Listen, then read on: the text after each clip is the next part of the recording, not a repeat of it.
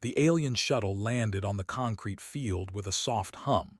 No fire, no smoke, just a gentle blue glow that faded as the engines went silent.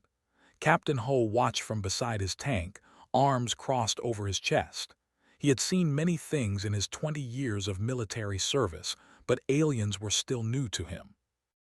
Earth had joined the Galactic Coalition only 6 months ago. Humanity was the member, and today was the day the Coalition would judge if humans were ready to fight alongside them. Ho did not like being judged.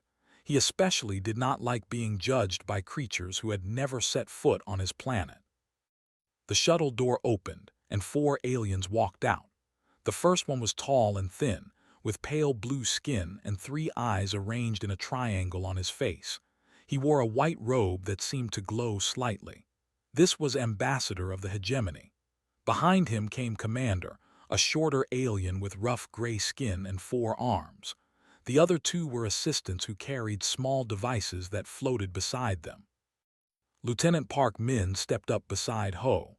She was young, only 26, but she was one of the best tank operators in the division. Her eyes were sharp as she studied the aliens. "They do not look impressed," she said quietly. "They have not seen anything yet," Ho replied. Ambassador approached them with long, smooth steps. His 3 eyes moved independently, looking at the tanks, the soldiers, and the buildings all at once. When he spoke, his voice came through a small translator device on his collar. "You are the commander of this vehicle unit?" asked. The way he said vehicle made it sound like a dirty word. "I am Captain Ho, commander of Earth's 7th Armored Division. Welcome to our base." Nodded slowly. "We are here to evaluate humanity's combat readiness. The Coalition needs to know if your species can contribute to our defense forces." "We are ready to show you what we can do," Ho said. Commander walked past them toward the nearest tank. He circled it slowly, his 4 arms clasped behind his back. His eyes were small and dark, but they missed nothing. He touched the metal armor, looked at the treads, and examined the main gun. "This is your primary combat vehicle?" asked. "Yes, the K2 Black Panther. It is our most advanced main battle tank." Made a sound that might have been a laugh. "It moves on the ground, on wheels and tracks." "Treads," Ho corrected. "And yes, it moves on the ground." Ambassador came to stand beside. His 3 eyes blinked one after another. "Captain, perhaps there is some confusion. We are here to evaluate military equipment, actual weapons of war, not historical displays." Min's hands tightened into fists at her sides. Ho put a hand on her arm to keep her calm. "This is not a historical display," he said. "This is our frontline combat vehicle." And looked at each other. Something passed between them. It might have been disbelief. It might have been pity. "Captain," said slowly, as if speaking to a child, "advanced civilization stopped using ground vehicles for warfare over 300 years ago. We use orbital strike platforms, atmospheric drones, and energy-based weapons that can destroy targets from thousands of kilometers away. No one uses tanks." "We do," Ho said simply. Shook his head. "Let me explain something about galactic warfare. Speed and precision win battles. A single drone carrier can destroy an entire enemy army in minutes without ever coming close to the surface. Why would anyone put soldiers inside slow, heavy metal boxes that crawl along the ground?" "Because sometimes you need boots on the ground," Ho replied. "Because drones cannot hold territory. Because orbital strikes cannot protect civilians." "Civilians can be evacuated," said dismissively. "Territory can be claimed after the enemy is destroyed from above." Ho felt his patience wearing thin, but he kept his voice steady. "Would you like to see a demonstration?" Waved one thin hand. "If you insist." Ho nodded to Min. She climbed into her tank, the one she called Iron Dragon. The engine roared to life, sending vibrations through the ground. Black smoke puffed from the exhaust. The sound was loud and raw and powerful. The alien stepped back. Their assistants looked nervous. Iron Dragon moved forward, its treads grinding against the concrete. It was not graceful. It was not elegant. But there was something about it that demanded attention. It was a machine built for one purpose: to fight and to survive. The tank reached the firing range. A series of targets had been set up at different distances. Min's voice came through the radio. "Ready to fire, Captain." "Fire at will, Lieutenant." The main gun roared. The sound was like thunder, sharp and sudden. The first target exploded into pieces, then the second, then the third. Min hit every target without missing once. The whole demonstration took less than a minute. Iron Dragon rolled back to its position. Min climbed out, her face calm and professional. Looked at the destroyed targets, then back at the tank. "Impressive accuracy," he admitted. "But those are simple projectiles, physical ammunition. What happens when you face an enemy with energy shields?" "We hit them until the shields break," Ho said. Laughed. It was not a kind laugh. "Captain, I appreciate your confidence, but confidence does not win wars. Technology wins wars, and your technology is primitive." He turned to his assistants. "Make a note. Earth's ground forces are unsuitable for coalition combat operations. Recommend denial of combat status until they develop proper military equipment." The assistants nodded and typed on their floating devices. Ho said nothing. His soldiers stood in silence, their faces hard. They had trained for years. They had mastered their machines. And now these aliens were dismissing them like children playing with toys. Commander walked past Ho. He paused for a moment. "Your soldiers are disciplined," he said quietly. "That is worth something, but discipline alone will not save you against the enemies of the coalition." Before Ho could respond, a sharp alarm cut through the air. It came from the aliens' shuttle, and hurried back, their movements suddenly urgent. "What is happening?" Ho asked, following them. Checked a device on his wrist. His gray face went pale. A distress signal from 4. "The mining colony," said. His voice had lost its arrogance. Now he sounded worried. "Yes, the swarm has attacked. They are requesting immediate military support." Cursed in his own language. "The of all the times." Ho stepped forward. "Who are the?" Looked at him with those small, dark eyes. "They are monsters, Captain. They attack in millions. They do not negotiate. They do not retreat. They swarm over planets and consume everything." "Then we will help you fight them," Ho said. Laughed again, but this time there was no humor in it. "With your tanks, against you would be dead in minutes." "Maybe," Ho said, "but we would die fighting. Can you say the same?" The alien ambassador had no answer for that. The Coalition Emergency Summit took place aboard the flagship Eternal Light, a massive ship that floated in orbit above Earth. General Osuk stood in the circular meeting chamber, surrounded by holographic displays showing alien faces from dozens of species. She was the only human in the room, and she could feel their eyes on her. High Commander, the leader of Coalition military forces, stood at the center of the chamber. He was with scaled green skin and eyes like golden coins. His voice was deep and commanding. "The situation on 4 is critical. The swarm has surrounded the mining colony. 50,000 civilians are trapped inside the defensive perimeter. Our initial response has failed." A holographic map appeared in the air. It showed a rocky planet covered in red dots. Each dot represented a position. There were thousands of them. "We sent 3 drone carriers to support the colony," continued. "They adapted within hours. They burrow underground and surface unpredictably. Our drones cannot track them. Our orbital weapons cannot target them without destroying the colony itself." One of the alien commanders spoke up. "What about ground forces?" "The Coalition has no ground forces," said heavily. "We stopped training infantry over 2 centuries ago. Our soldiers are pilots and technicians, not ground fighters." Suk listened carefully. She had been a general for 15 years, and she understood desperation when she heard it. These aliens had all the advanced technology in the galaxy, but they had forgotten how to fight on the ground. They had made themselves weak in a way they never expected. "High Commander," she said, stepping forward, "Earth has ground forces." Turned to look at her. "General O, with respect, we have already evaluated Earth's military capabilities. Your equipment is not suitable for coalition operations." "Your evaluators looked at our tanks and laughed," Suk said calmly. "But right now, you have no options. Your drones are useless. Your orbital weapons will kill the people you are trying to save. You need soldiers who can fight on the surface, face to face with the enemy." "They are not like any enemy you have faced," another commander said. "They are not soldiers, they are a swarm.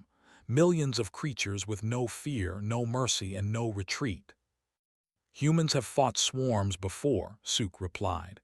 "We have fought insects that outnumbered us 1,000,000,000. We have fought diseases that killed millions.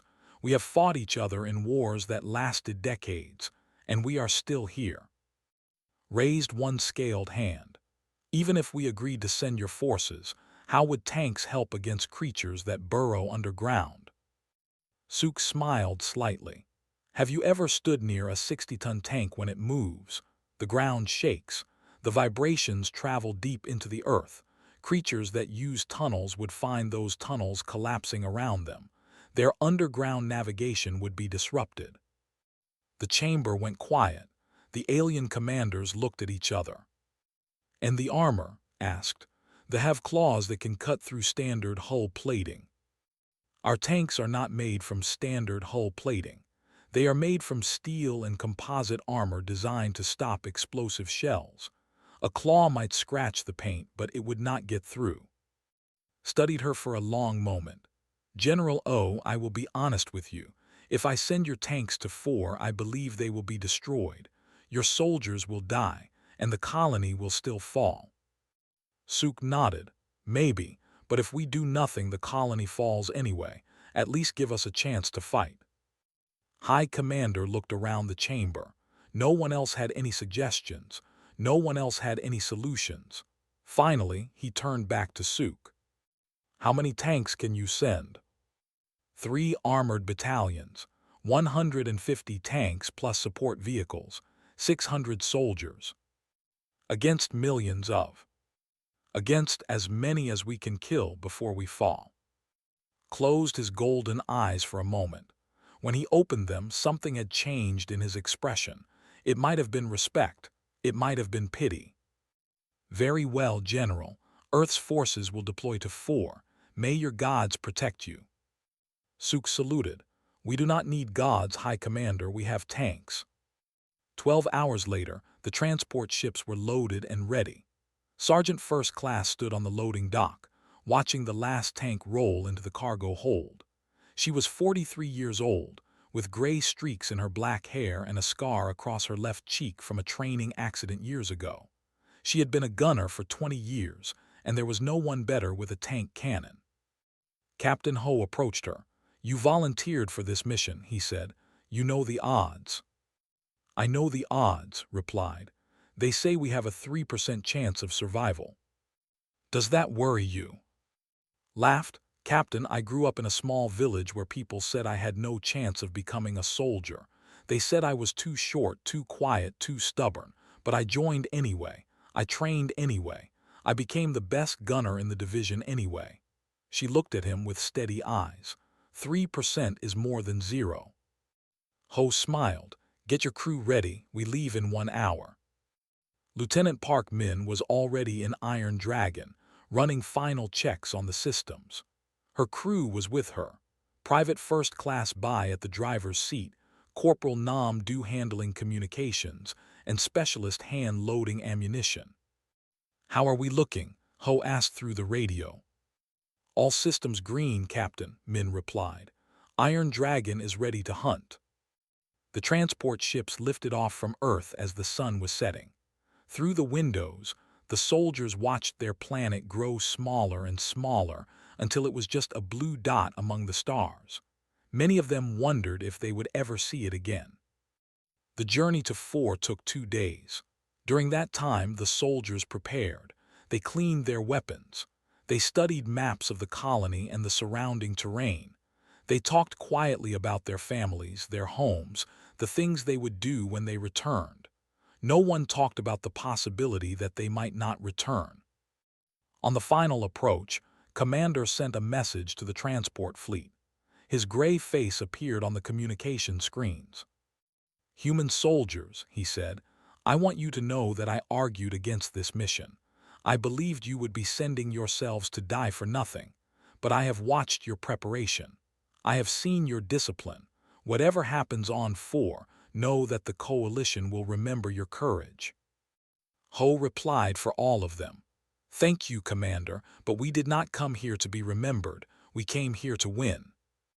The transport ships broke through the clouds of 4. Below them, the rocky surface stretched in every direction, brown and gray and lifeless. The mining colony sat in a valley between 2 mountain ranges, its buildings clustered together behind a thin energy shield. And covering the hills, the plains, the mountains, everywhere the eye could see, were the millions of them. They looked like insects, with hard black shells and 6 legs and jaws that could cut through metal. They moved in waves, constantly shifting, constantly hungry. Min looked through her at the swarm below. Her heart was pounding, but her hands were steady. "They have no idea what's coming," she whispered. The transport doors opened. The tanks rolled out onto alien soil, and the battle for 4 began. The first tank touched alien soil with a heavy crash, then another, then another. One by one, the massive machines rolled out of the transport ships and formed into lines. The ground shook beneath their weight.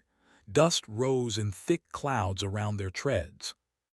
Captain Ho stood in the command hatch of his tank, looking out at the battlefield. The colony was 3 kilometers ahead, its shield flickering weakly in the pale light. Between the tanks and the colony, the swarm covered the ground like a living carpet.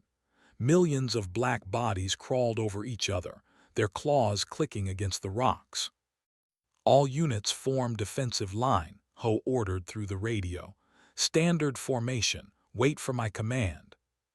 150 tanks spread out across the rocky plain. Their engines rumbled like thunder. Their guns turned toward the enemy. High above, in orbit, Ambassador watched through long-range sensors. Commander stood beside him on the observation deck of the Eternal Light. "This is foolish," said. "They will be overwhelmed in minutes." Said nothing. His 4 arms were folded across his chest, and his dark eyes were fixed on the screen. On the ground, Lieutenant Park Min checked her targeting systems one final time. Iron Dragon was ready. Her crew was ready. She could hear by breathing steadily at the driver's seat. Du was monitoring the radio channels, his voice calm as he reported positions. Had loaded the first shell and was already reaching for the next. "Contact in 30 seconds, Du said. Min looked through her scope. They had noticed them. The swarm was changing, shifting, turning toward the line of tanks. She could see individual creatures now. They were larger than she expected, each one the size of a small car. Their shells were black and glossy, and their eyes glowed with a dull red light. "All units prepare to fire," Ho's voice came through the radio. The charged. There was no signal, no command. They simply moved as one, like a wave of darkness rolling across the plain. The sound of their legs was like rain on a metal roof, growing louder and louder. "Fire," Ho said. 150 tank cannons roared at the same moment. The noise was incredible, a wall of sound that made the air itself vibrate. The shells struck the leading edge of the swarm and simply disappeared. Bodies flew apart. Black blood sprayed across the rocks. The charge faltered. But only for a moment. More poured forward, climbing over the bodies of their fallen. The tanks fired again, and again. Each shot killed dozens of creatures, but there were always more. "Keep firing," Ho ordered. "Do not let them reach the line." Min worked her controls with practiced hands. "Target, Fire, target, fire. Each shell found its mark. Each explosion tore a hole in the swarm, but the holes filled instantly and they kept coming. In orbit shook his head. It is not enough. They are killing hundreds, but there are millions. Mathematics will defeat them. Leaned closer to the screen. Wait. On the ground, the first reached the tank line. They leaped at the metal giants, claws extended, jaws open. Their claws scraped against the armor, leaving white scratches but nothing more. The tanks did not slow down. They kept rolling forward, and the creatures that got in their way were crushed beneath the treads. Sergeant's tank was at the eastern end of the line. 3 climbed onto her hull, their claws searching for weak points. She heard them scraping against the metal above her head. "Get them off," she told her loader. Private grabbed the emergency hatch handle and slammed it open. A face appeared in the opening, red eyes glowing. Shoved a pistol into its mouth and pulled the trigger. The creature fell away. The other 2 were crushed when ordered a sharp turn. "Eastern flank holding," reported. The battle continued. Minutes passed, then an hour. The tanks kept firing, kept rolling, kept crushing. The ground was covered in bodies, so thick that the treads had trouble finding solid ground. But still the swarm attacked. Then something changed. They stopped charging directly at the tanks. Instead, they began to dig. Thousands of them burrowed into the ground, disappearing beneath the surface. "They are adapting," Du warned. "Underground movement detected." Ho had expected this. "All units spread out and keep moving. Do not stop. The vibrations from our treads will collapse their tunnels." The tanks spread across the battlefield, their engines roaring at full power. The ground shook constantly now, trembling beneath the weight of the armored vehicles. Below the surface, the tunnels began to fail. The creatures had never encountered anything like this. Their underground network, which had defeated coalition drones so easily, crumbled under the constant vibration. Burst from the ground in panic, only to be cut down by machine gun fire. Others were crushed when their tunnels collapsed on top of them. The swarm's greatest advantage had become a death trap. In orbit stood in stunned silence. How is this possible? Allowed himself a small smile. They are not fighting the way we would fight. They are fighting like humans. The coalition observers watched as the human tanks pushed forward, meter by meter, toward the colony. They threw everything they had at the metal giants, but nothing worked. Claws could not pierce the armor. Tunnels collapsed under the vibrations. Direct charges were met with walls of fire. But the battle was not without cost. A tank on the western flank was overwhelmed when a group managed to jam rocks into its treads. The vehicle stopped moving, and within seconds, hundreds of creatures swarmed over it. The crew fought back with pistols and grenades, but they were dragged out one by one. Ho heard their screams over the radio. He ordered the nearest tanks to assist, but by the time they arrived, it was too late. The crew was gone. Only their empty tank remained. "Western tank down," Ho reported, his voice tight with grief. "All units maintain spacing. Do not let them stop you." Another tank was lost when a somehow got inside through a damaged hatch. The creature killed 2 crew members before the others managed to destroy it. The survivors abandoned the tank and were picked up by a support vehicle. By the time the sun began to set on 4, the human forces had advanced 2 kilometers. The colony was only 1 kilometer away now, but they had lost 12 tanks and 47 soldiers. They had lost tens of thousands, but they showed no signs of retreating. Min looked at the swarm through her scope.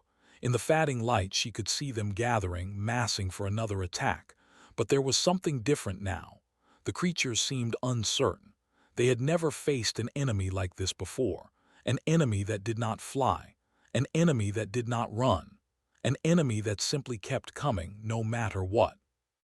"All units establish defensive perimeter," Ho ordered. "We hold here for the night." The tanks formed a circle, their guns facing outward. Ammunition was distributed, Repairs were started, and the soldiers prepared for the long hours ahead. In orbit, Commander watched the human position with growing respect. "They have done what our drones could not," he said. "They have made the afraid." Did not respond. He was still staring at the screen, trying to understand how primitive machines had accomplished what advanced technology could not.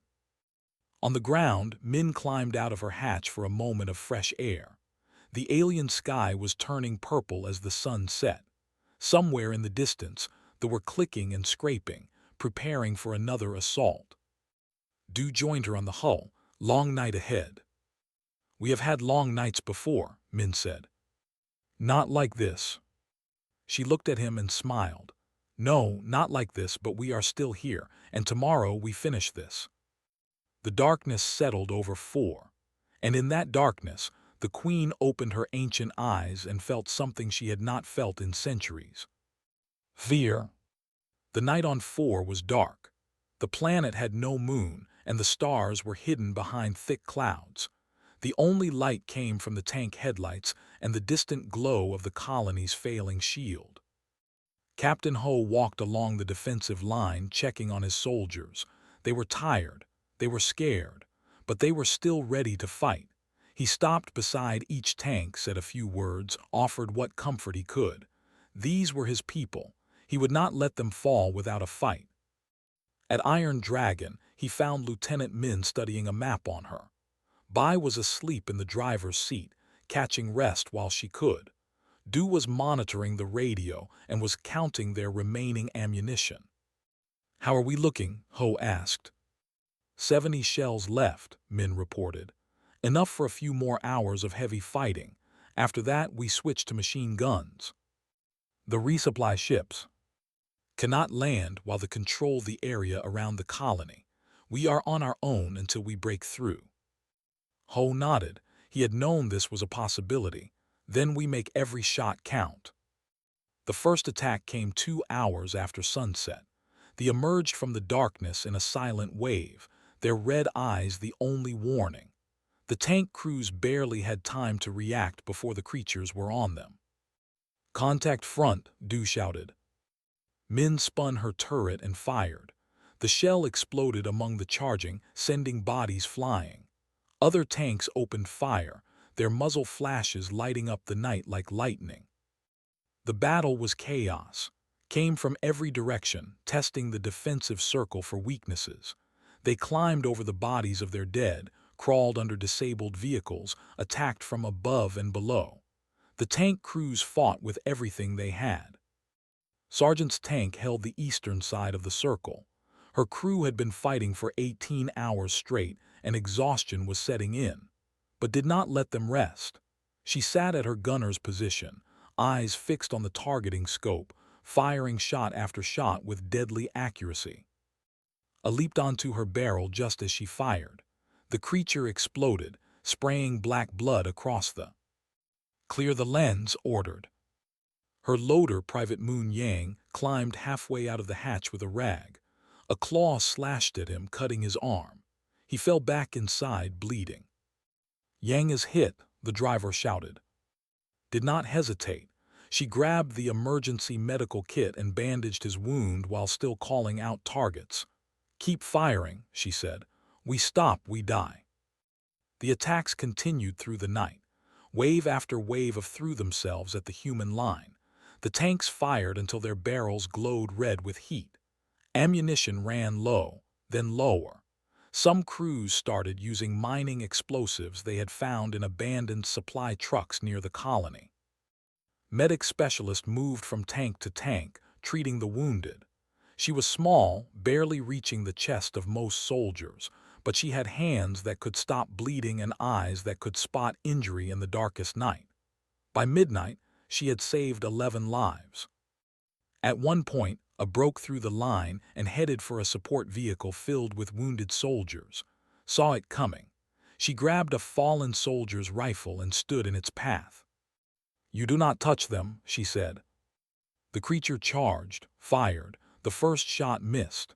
The second hit its shell but did not stop it. The third went through its open mouth and out the back of its head. The collapsed at her feet.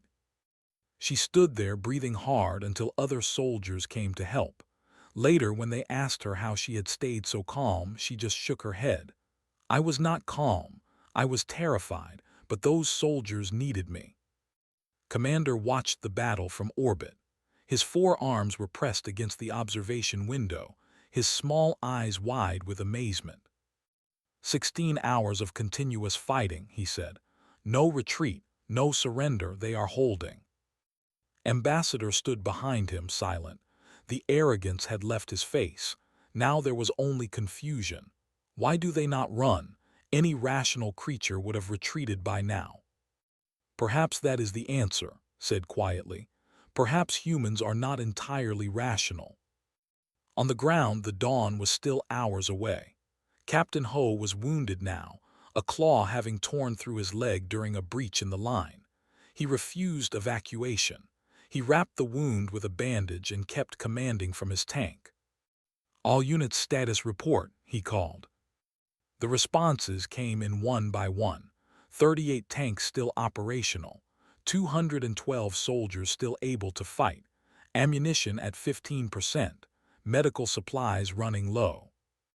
It was not enough. Ho knew it was not enough, but they had come too far to stop now. Min's voice came through the radio. Captain, look at the colony. Ho turned his binoculars toward the colony. In the weak light of its failing shield, he could see faces, alien faces. The miners had gathered at the edge of the shield, watching the battle, thousands of them. They had seen the humans fighting, dying, refusing to give up. As Ho watched, one of the miners raised his hand in a gesture that needed no translation. A salute. They are watching us, Min said. Then let us give them something to remember, Ho replied. The next wave of attack at 400 hours. It was the largest assault yet. The creatures came in numbers that blackened the ground, their eyes like a sea of red stars. The tanks opened fire, but there were too many. S tank was hit by a boulder that the had pushed down a hill. The impact cracked her treads and jammed her turret. She climbed out with her personal weapon and kept fighting from the hull. Come on, she shouted at the swarm. Is that all you have? 3 tanks on the southern side were overwhelmed when a group of managed to flip one onto its side. The crew escaped, but they were surrounded. Min saw what was happening and made a decision. Buy full speed to the south, she ordered. That will break our line, Bai warned. Do it. Iron Dragon surged forward, smashing through like a ship through waves. Min fired her machine gun continuously, cutting a path to the trapped soldiers. When she reached them, she threw open the hatch. Get in now. The soldiers climbed aboard, cramming into every available space. Iron Dragon was designed for a crew of 4. Now it held 11. As they retreated to the line, Min saw something in the distance. A movement in the ground, something large, something ancient. Captain, she said into the radio, we have a problem. The ground split open and the Queen emerged. She was enormous, larger than any creature Min had ever seen. Her body was covered in thick black armor and her eyes burned with intelligence. She had lived for thousands of years and she had never lost a battle. Until now, she had let her children handle these strange metal beasts, but they had failed. Now she would finish this herself. The Queen roared. The sound shook the ground and echoed off the mountains. Around her, the remaining gathered, millions of them, waiting for her command. Ho looked at the monster. He looked at his wounded soldiers, his damaged tanks, his nearly empty ammunition stores. By any measure, they had already lost. But he thought of the miners watching from the colony. He thought of the aliens in orbit who had laughed at their tanks. He thought of Earth, far away, waiting to hear if their soldiers had made a difference. All units, he said into the radio, target the Queen. Everything we have, fire. The remaining tanks turned their guns toward the ancient monster, and in the first light of dawn, they opened fire. The first shells struck the Queen and exploded against her armor. Fire bloomed across her massive body. Smoke rose into the morning sky. But when the smoke cleared, the queen was still standing. Her armor was scratched but not broken. She roared again, and this time there was anger in the sound. These small creatures had hurt her. They would pay for that. Captain Ho watched through his scope as the queen began to move toward the tank line. Each step she took shook the ground. Each movement of her massive claws sent scattering out of her way. "Keep firing," Ho ordered, but he knew it was not working. They had hit her with everything they had, and she was still coming. Lieutenant Min studied the queen through Iron Dragon's targeting system. She saw how the creature moved, where her armor was thickest, where it might be weakest. And she saw something else. Behind the queen, about 200 meters away, was a mining shaft. The entrance was surrounded by equipment and warning signs. Captain Min said, "I have an idea." "I am listening." "We cannot kill her with our guns. Her armor is too strong. But that mining shaft behind her goes deep into the planet. If we can lure her there and collapse the shaft on top of her." Ho understood immediately. It would bury her.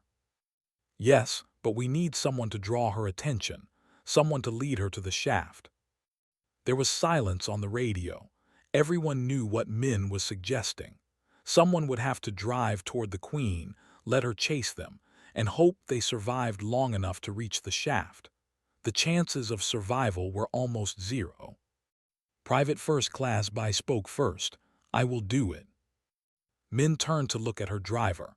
Bai was 24 years old. She had joined the army 3 years ago looking for adventure and meaning. She had found both. Now she sat calmly at her controls, ready to die. "Bai." "Lieutenant, I am the best driver in the division. You know this. If anyone can lead that monster to the shaft and survive, it is me." Min wanted to argue. She wanted to order Bai to stay. But she knew Bai was right. And she knew that sometimes leadership meant letting others make sacrifices. "Do get out," Min ordered. "I am going with her." "Lieutenant, no," Bai said. "You need to survive. The others need you." "I am not sending you alone." Before they could argue further, Captain Ho's voice came through the radio. "Both of you stand down. I will do it." Min started to protest, but Ho cut her off. "I am the commander. This is my responsibility. My tank is already damaged. I will draw the queen to the shaft and set the charges." "Captain, your leg is wounded. You cannot." "I can drive. That is all I need to do." Ho's voice was calm, almost peaceful. "Min, you will take command when I am gone. Get our people home." The radio fell silent. Everyone understood what was happening. Their captain was saying goodbye. Ho switched to the general channel. "All units prepare to support my approach. When I draw the queen away, everyone else pushes for the colony. Do not look back. Do not stop. Understand?" The responses came back, voices thick with emotion.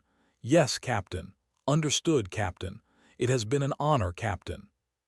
Ho smiled, though no one could see it. He thought about his family back on Earth, his wife, his daughter. He hoped they would understand. His damaged tank lurched forward, engine screaming in protest.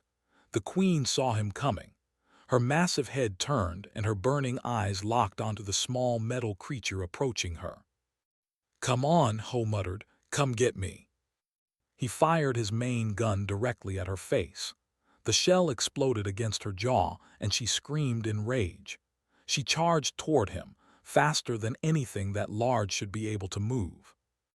Ho spun his tank and drove toward the mining shaft. The queen followed, her claws tearing up the ground with each step. Behind them, the remaining tanks pushed toward the colony, crushing beneath their treads. The mining shaft was close now. 50 meters, 30 meters, 20. Ho reached the edge of the shaft and stopped. He looked back at the charging queen. She was almost on top of him, her jaws open wide, ready to crush his tank like paper. He armed the remaining shells in his ammunition storage.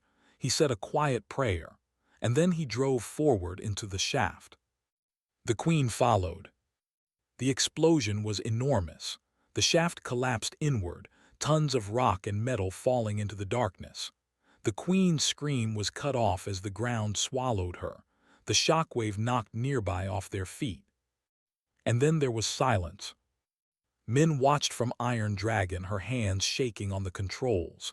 She wanted to scream. She wanted to cry. But there was no time.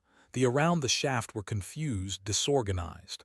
Their queen was gone, and they did not know what to do.